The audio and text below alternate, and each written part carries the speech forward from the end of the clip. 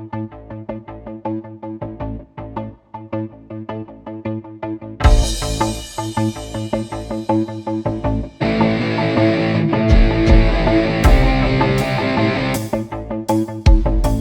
time to clap your hands.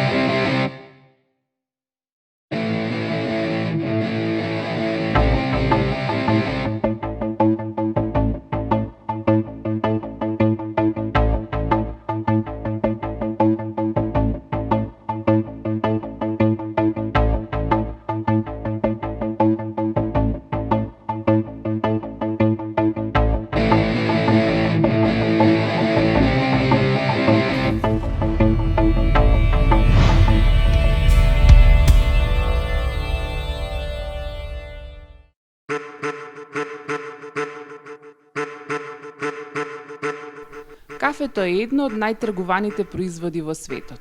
Според Националното здружение за кафе, кафето е најконсумиран пијалок после водата. Со текот на времето, пиењето кафе прерасна во вистински културен феномен. Тоа представува еден вид на култура која е развиена до толку високо ниво, што слободно можеме да кажеме дека тоа е стил на живот. Кафето стана важен дел од општествените норми. Паузата за кафе, за време на работните обврски, помага да се одржи енергијата во текот на денот. Дома, тоа е фокусна точка за забава, создава социјален амбиент. Нема ништо подобро кога се потсетувате на убавите моменти со пријателите преку добро кафе. Еве за пример да ја земеме Италија. Оваа земја и кафето се како едно. Италијаните имаат посебна врска со кафето, но не секое, туку со еспресото. Во Италија, традиција е првото еспресо пред работа, да го пиете во некој од локалните кафулиња и со тоа да го започнете денот. Сигурно се прашувате зошто баш оваа култура за пиење кафе е толку многу развиена во Италија. Во оваа земја, кафето има долга историја. Венеција била една од првите европски пристаништа што увезувала зрна кафе уште во 16 век. Италија навистина се појави како глобален лидер во кафето, благодарение на миланскиот пронаоѓач Луиджи Безера. Во 1901 година Безера дошол до идеја да направи краток и концентриран пијалок кој денес на сите ни е познат како еспресо. Еспресото го добило своето име поради тоа што намената му била да биде подготвено експресно за секој клиент. Италијаните велат дека позади секое квалитетно еспресо стои квалитетен маж кој знае како да го пие. Најдобриот начин да го пиете вашето кафе е да седите на шанк во некој од локалните кафулиња. Можете да го сторите заедно со пријателите или да уживате во мирен момент целосно сами. Целиот ритуал не трае подолго од 6 до 7 минути, вкупно. Со текот на годините и македонците како полека да ја впиваат оваа култура во пиењето кафе.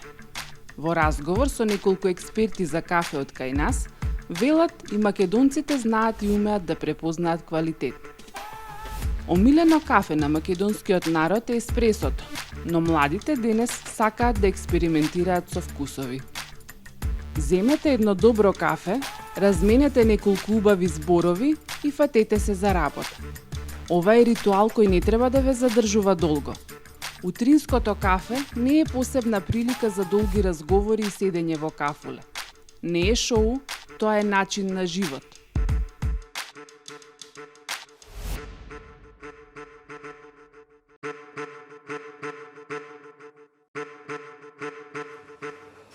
Добро кафе, добра мисла.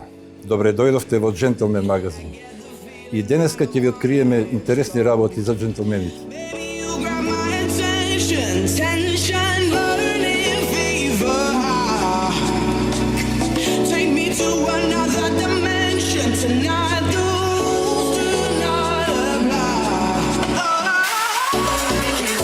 This feeling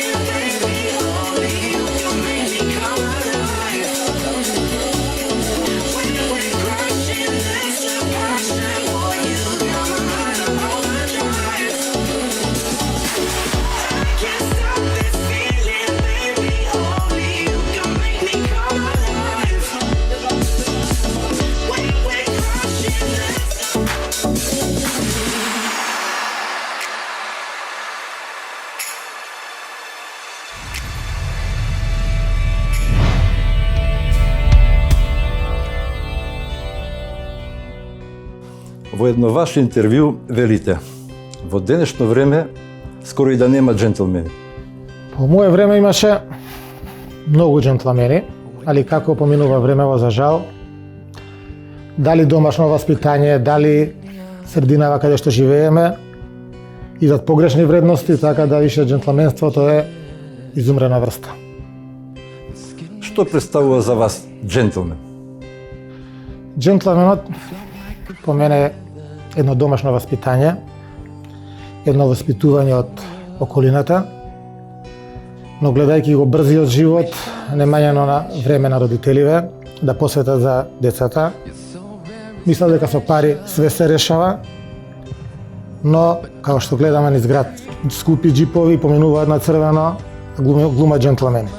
Значи джентлменот е начин на живот, едно поштовање, една добрина на луѓе, помагање на околу себе, едноставно добро васпитање. Важите за урбана легенда, човек кој добро го познава ноќниот живот. Постои ли разлика помеѓу джентлмените некогаш и сега? Има огромна разлика по мене, како што го кажа, вредностите се на најниско ниво. Денеска им е срам на омладинава да отвори врата на девојка, да ја подаде рака да искочи од кола. Имаат примери, лоши примери. Нема више некои спортисти, некои професори кои ќе им бидат да се докажуваат преку спорт или преку учење. Они имаат примери на полукриминалци, на лоши политичари, така да вредностите се на најниско ниво. Кој сум малце критичен, Да. ама тоа е реалноста како е на улица. Според вас, кој е синоним за джентлмен кај нас? Синоним за джентлмени има момци джентлмени, но во мал број и по старите генерации. Помладите генерации се докажуваат, како што кажав, на погрешен начин, али ќе кажам, нема лоши деца, има лоши родители. Значи своите комплекси ги пренесуваат на децава, така да по мене е тоа најголемиот проблем. Па ќе кажам, парите не се джентлменство.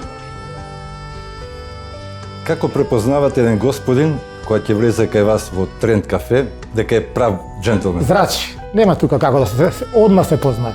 Значи не треба нешто да направи за да едноставно се гледа целата фигура и се гледа кој е джентлмен, кој е ново компониран. Да, джентлменот не се дефинира преку облеката. За жал, денеска мисла дека ако облечат нешто скупо, ако паркираат некое скупо возило, мислат ке се докажуваат. Мада, за жал има и девојки им е многу низок рангот на и се надополнуваат едни со други место да купуваат од подоброто и ние што више викам, лошо е да играш фудбал со некој полош тим. Само ќе назадуваш. Ако играш со подобри екипи, може да напреднуваш.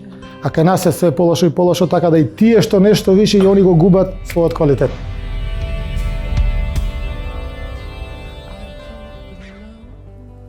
Вистински джентлмен е оној кој удобноста на другите секогаш ја става пред својата.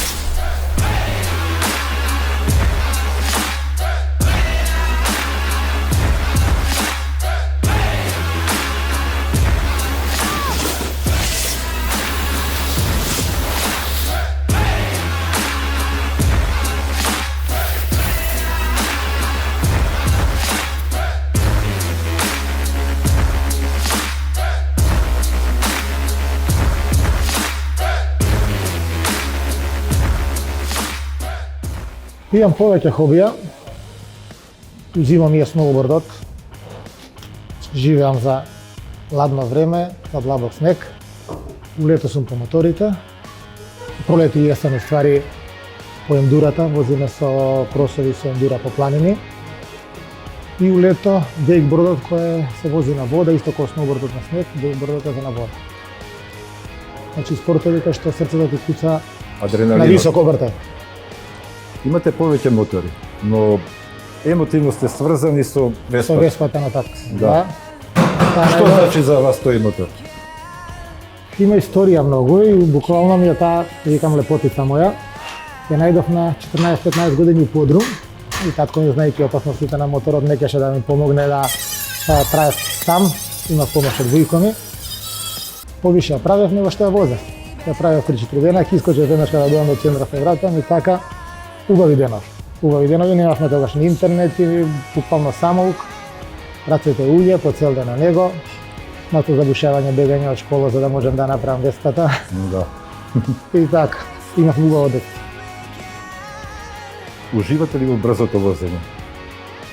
Уживам у брзо возење, но не полиција. Најголемата брзина Па сега преку 250 више немаш време да погледнеш во километражник, возам брзо на стаза или кој што идеме надвор по планините.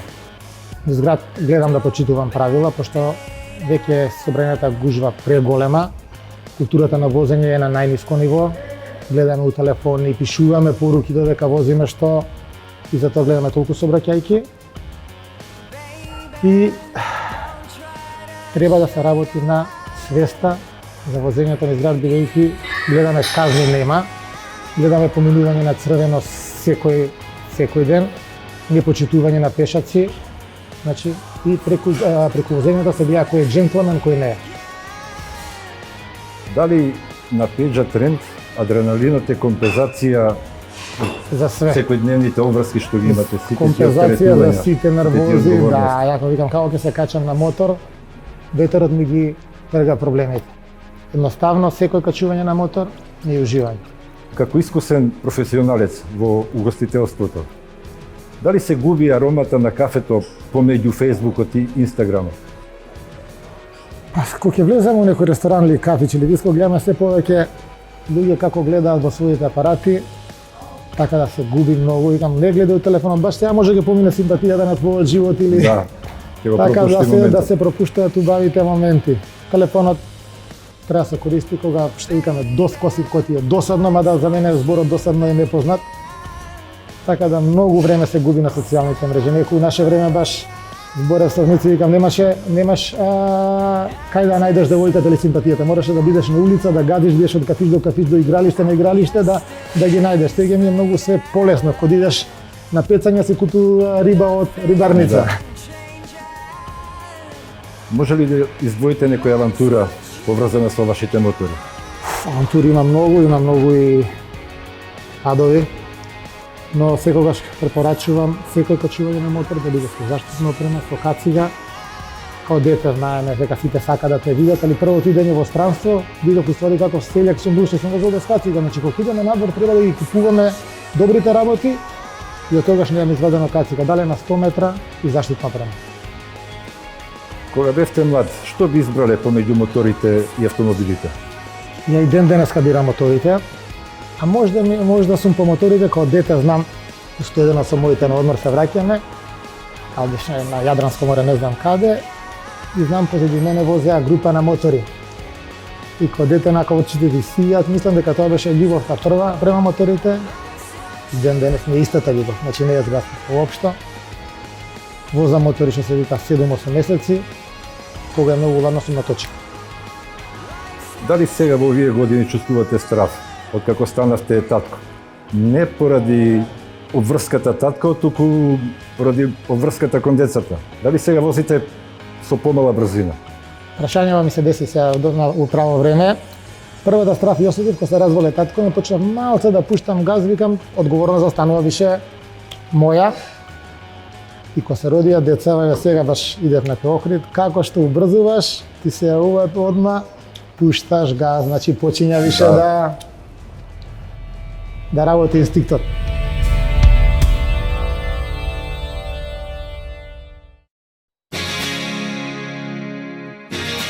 Од 1946 година па се до денеска, произведени се повеќе од 16 милиони Веспи во 13 земји во светот, кои се продаваат буквално насекаде.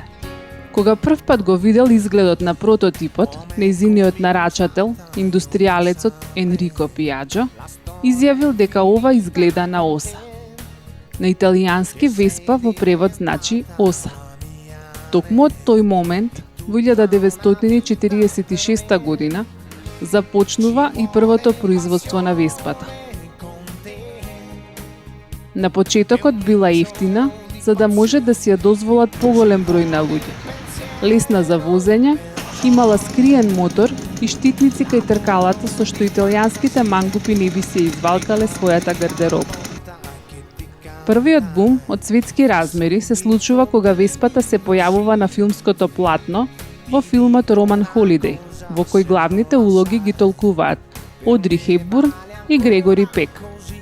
Веднаш после филмот се продале околу 100.000 модели на Веспа. Денеска Веспата е еден од најпрепознатливите символи на урбаното живење, особено во Италија. Веспата е толку популарна што представува нивен заштитен знак. И кога ќе се спомне Италија, добриот стил и Веспата се првите работи кои што ни паѓаат на памет. Веспата има традиција. Веспата не е обично превозно средство. Веспата денеска представува моден додаток. Со својот карактеристичен дизајн и впечатливи бои, таа е популарна насекаде. Откако големите гужвени светските метрополи стануваат неподносливи и кога горивата се поскапи, луѓето се повеќе се одлучуваат за овој символ на стилот. И покрај тоа што се појавија разни други производители, Веспа останува на врвот. Веспата има специфичен дизајн кој нуди удобна положба и исправено возење. Заштитата од предната страна била направена специјално за дамите да можат да возат дури и со здолниште или фустан. За само 10 години од своето создавање биле произведени речиси 1 милион модели од Веспата. Љубовта кон Веспата се развила со многу брзо темпо, па уште во раните 50 години од минатиот век почнала да се создаваат првите Веспа клубови. Како изминувало времето, Пијаджо постојано правел подобрувања кај Веспата. Таа е символ на начинот на живот на Италија и на младите, символизирајќи слобода, мобилност и ветување за романса и авантура. За Италија, Веспата е символ на регенерација и символ оваа земја да прерасне повторно во голема индустријска моќ.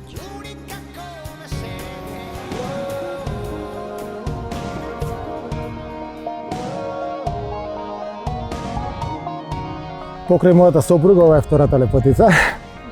И за разлика од другите мотори, овде има една приказка, една историја.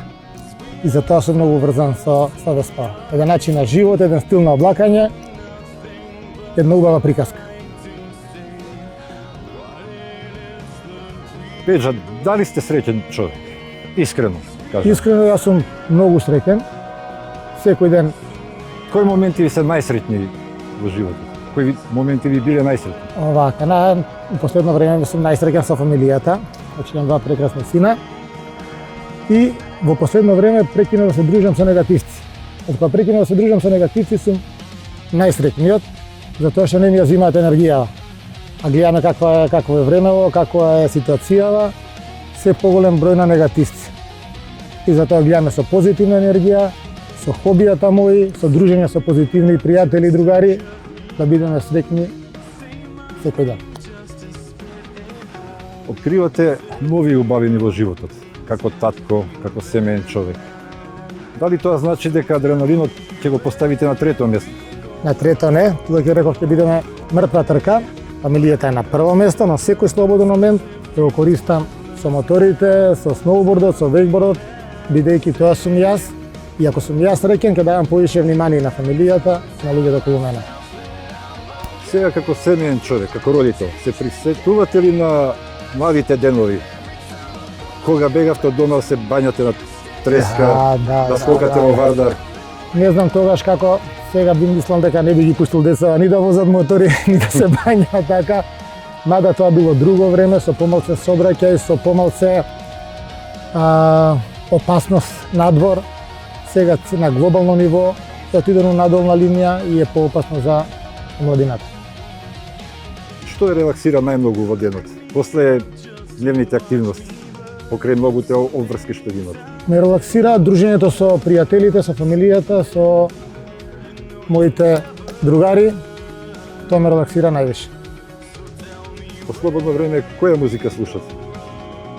Кога ќе искочам, слушам електронска музика. Дома слушам класика, у кола слушам, знам да слушам хип-хоп, R&B, значи све зависи А најубавата музика дома? смењето на децата. Така е.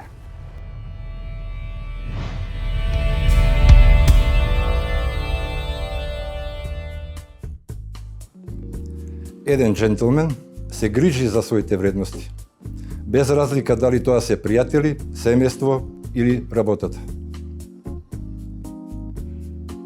Види се, како буквално го преведувам, нели джентл е некој кој што треба да е нели љубезен, нежен, нешто што да кажам, мене ми оди заедно со еден маж. Иако нели според некој треба да биде груп, некоја сировина, нешто слично, за мене треба да е джентл.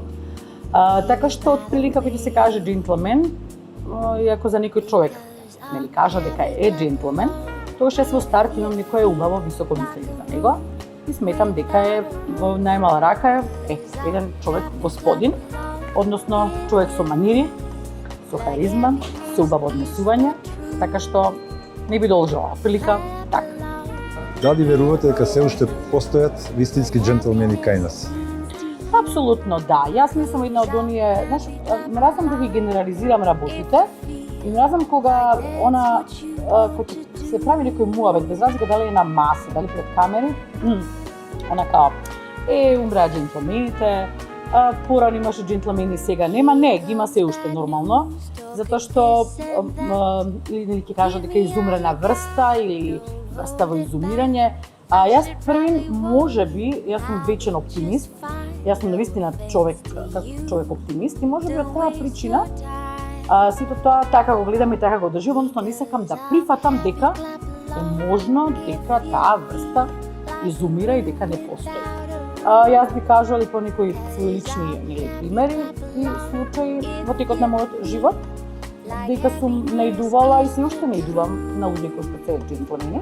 Така што можеби ги немаат оние манири, како што кога ми кажете джентлмени, например, можеби тоа го имаш во прашањата, следни месец веднаш ќе ти кажам, кога ти кажеш джентлмен, јас веднаш пред мене имам сликата на Шон Конери во улога на Джеймс Бонд.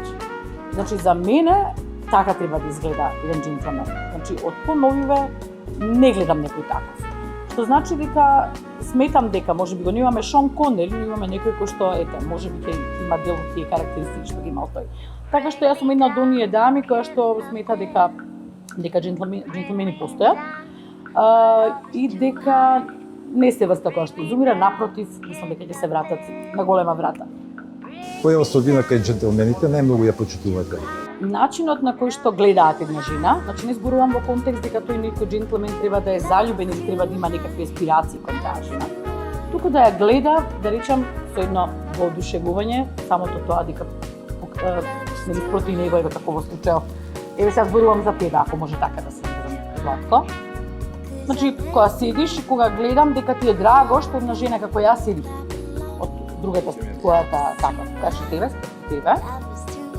дека ти е драго, дека ти е битно, да ми е удобно, да ми е пријатно, да едноставно да се потрудиш да ми е пријатно во твое друштво, во твое присуство.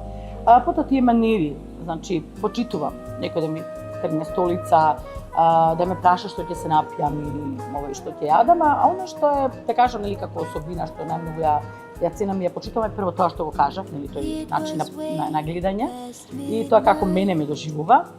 А второ ми е, значи, многу битно да не е гласен, да не е наметен, така, да е едноставно така, да е некој кој што ќе ме остави мене, ќе ме поттикне да зборувам прва, едноставно да му бидам битна, да ја слушне мојата приказна, да ме слушне, односно јас таа вечер да бидам, да речам, за него битна и главна. На тој начин да ми докаже дека му е битно што е тука, му е битно што сум тука, и дека едноставно ужива во моето друштво.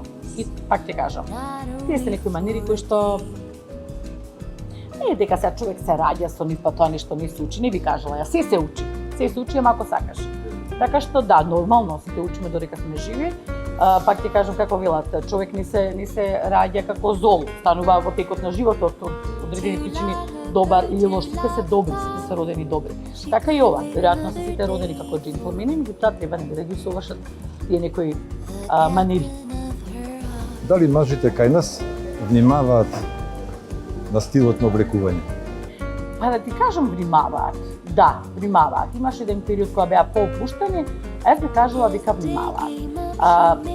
Она што би сакала да гледам почесто е, како да речам, тие денови кога бев во Фиренца, на патување нормално, неколку дневно патување, јас во еден момент се реков, луѓе, јас сум вака туристичко патување или можеби овде се снима некој филм. Имаш чувство дека те се некои филмски сетови, дека се тоа некои глумци кои што нели ги средиле, ги облекле, ги дотерале и со тоа нели моторчињата шетаат по Фиренца. Би сакала повеќе такви ликови да гледам. Меѓутоа можеби повеќе има помлади луѓе овде кај нас кои што повеќе облекуваат и се облекуваат спортски, по-кежуал, кој што исто е во ред. Кој што исто мене ми се допаѓа, може да бидеш ти дотеран и среден и во тренд и така. Меѓутоа не можеш да изгледаш како джентлмен. Значи во патеки и чорапи до овде не можеш да изгледаш како джентлмен. Така што убаво се имаме мажи кои што внимаваат, кои што се средени. Јас ќе кажам она што жената ја прави шминка, така и вас се прави брадата. И тоа, па добро, да. Грото веќе од мажите забележувам дека имаат брада и навистина влијае и на стилот, и на, да кажем, на изгледот и така натаму.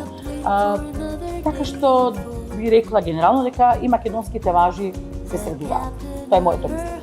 Дали мажите кај нас ги почитуваат животните вредности во ова модерно време? Малку генерално прашање, меѓутоа разбирам, нема како поинаку да се постави.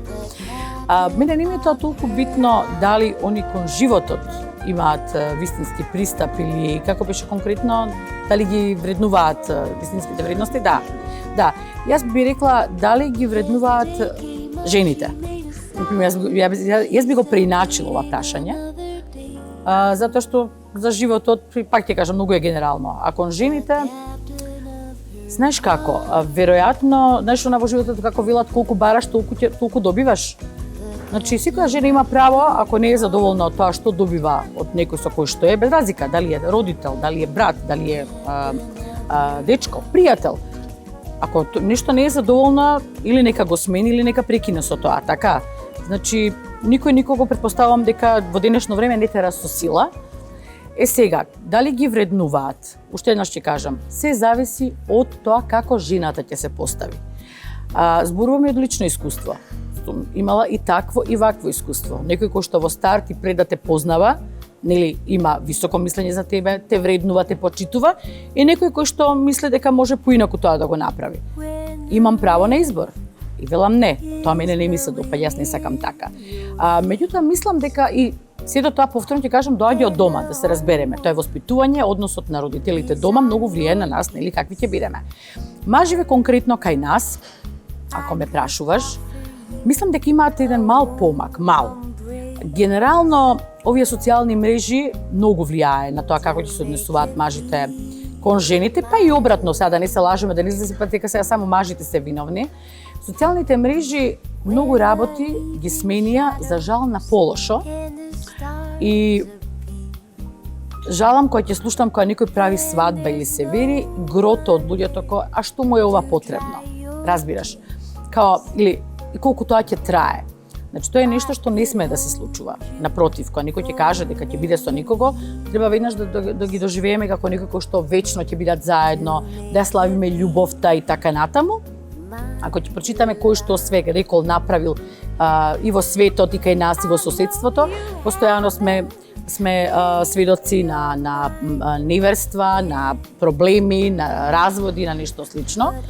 Сега ако сме кај разводите, сега некој ќе каже она нашла да зборува за развод и он има 2 развода за себе, па тоа е токму таа моја искреност и реално за која што ја зборувам. Значи јас сметам дека треба секој човек, јас тоа го направив за себе. Значи не сум дволична, туку сум искрена. А јако грото од луѓето тоа поинаку го толкуваат. Значи јас сум се развела затоа што тоа не било тоа. За не се ставам во ситуација да правам магаре од него или он од мене. Не сме заедно и секој некој си го тера својот пат. Грото од луѓето остануваат во бракот, тие си знаат кои причини, нели? А при тоа сите сме сведоци што се случува и кај едниот и кај другиот. Така што тие вредности треба малку да се поработи, меѓутоа мислам дека ќе биде многу тешко. А во однос на тоа се тие, нели, да не ширам сега многу, само би завршила дека во однос на тоа како мажите се однесуваат кон жените, има некој помак, да, во однос на нивно подобрување. Меѓутоа, уште еднаш ќе кажам дека со оглед на тоа дека имаме социјални мрежи на кои што секој веќе со секого се знае и се познава и секој вели што ќе се трудам кај оваа кога другава ме чека, да бидам искрени. Едноставно сметам дека мажите се многу поопуштени отколку што беа, барем во однос на жените, и сега тоа значи дека жените ќе треба малку да се потрудат, да се подсоберат, малку да покажат заби, да стават онај од зид, да кажат не кога е тоа потребно и да не прифаќаат било што ќе им се понуди во животот. Едноставно сметам дека сите ние си одговараме за сопствените постапки. Уште еднаш велам, ако не ти се допаѓа како некој те третира и се однесува кон тебе, подобро е воопшто не се гледаш со него, отколку да останеш во било каква комуникација само за да имаш некого. А мажите треба уште малку да се потрудат. Сепак жената не случајно е нели понежен пол, па да нека дозвола така и да се чувствува. Да се биде джентлмен не е нешто што треба да се практикува. Тоа е начин на живот. Ви благодариме што бевте дел од Джентлмен магазин. Се гледаме наредната недела.